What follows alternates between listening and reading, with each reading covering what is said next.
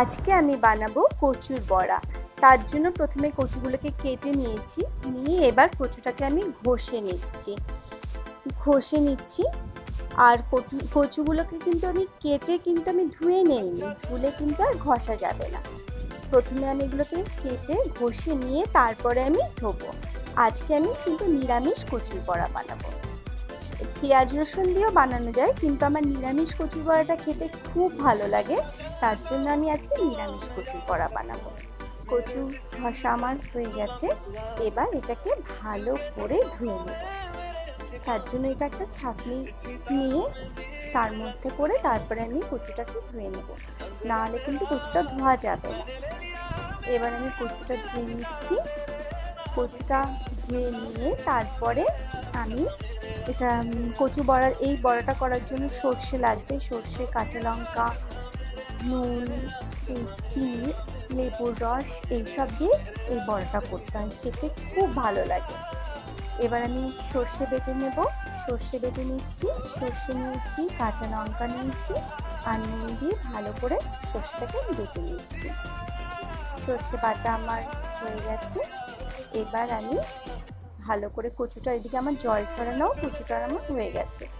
এবার কচুটার মধ্যে সর্ষে বাটা দিচ্ছি, সর্ষে, কাঁচা লঙ্কা, নুন বাটাটা দিলাম, দিয়ে তারপরে আমি ওর ভেতর হলুদ দেব, লেবুর রস দেব, আর দেব হচ্ছে নুন দিয়েছি, মানে আমি সর্ষে বাটাতে যেহেতু নুন দিয়েছিলাম সেই জন্য পরিমাণ মতন করে আর একটুখানি নুন দিয়ে নিয়েছি। নুন দিলাম, হলুদ দিলাম, এবার লেবুর রস দেব আর আটা দেব। লেবুর রস দিয়ে ভালো করে মেখে নেব, দিয়ে তারপরে আটা দিয়ে ভালো করে মেখে নেব। আর একটু চিনিও দেব, চিনিটা দিলে একটু বেশ ভালো লাগে খেতে, তাই একটু চিনিও দেবো। দিয়ে ভালো করে মেখে নেব। আর বেশি কিন্তু খুব যে শক্ত করে মাখবো তা না, বেশ একটু নরম নরম থাকবে, তাহলে ভাজাটা বেশ ভালো হয়। শক্ত হলে কি হবে, সময় নেবে একটু ভাজতে, সেজন্য আমি অত বেশি শক্ত করব না, একটু পাতলা টাইপেরই থাকবে, সেরকমভাবে মাখবো। মেখে তারপরে আমি ভাজা করব। এবার একটা কড়াই বসিয়ে দেব গ্যাসের মধ্যে। আমার কচু মাখা হয়ে গেছে। এবার কড়াই বসিয়ে দিয়েছি, তার মধ্যে অল্প করে সর্ষের তেল দিয়েছি। অল্প করে সর্ষের তেল দিয়েছি এই কারণে যে আমি অল্প অল্প করে ভাজবো, আর বড়াতে না খুব তেল টেনে নেয়, সেই জন্য আমি একবারে শক্ত বড়া দেবো না, আমি অল্প অল্প করে ভাজবো, তাতে ভাজাটাও ভালো হবে, সেজন্য অল্প করে তেল দিয়েছি। দিয়ে এবার কচুগুলোকে আমি মানে বড়া ছেড়ে দিচ্ছি।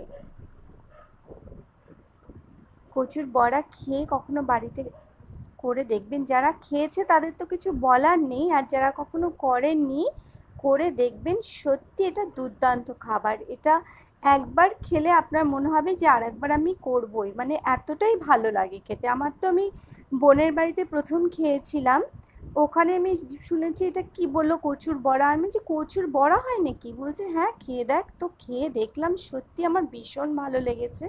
তারপর থেকে আমি প্রত্যেকবার মানে বাড়িতে আমি বানাই, এবং সপ্তাহে 1-2 বার তো আমাকে বানাতেই হয়, আমাদের বাড়ির প্রত্যেকেই খেতে খুব ভালোবাসে, তাই আমি এটা বানাই, আমার খুব ভালো লাগে।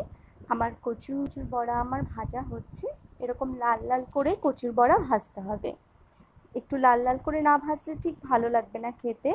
কচুর বড়া কিন্তু আটা বা ময়দা দিয়ে করলে বেশি, মানে মাখলে বেশি ভালো লাগে খেতে, সেজন্য আমি আটা দিয়েছি। বেসন দিয়ে আমি কখনো খাইনি, জানি না কেমন লাগবে, আটা আর ময়দা দিয়ে আমি খেয়েছি।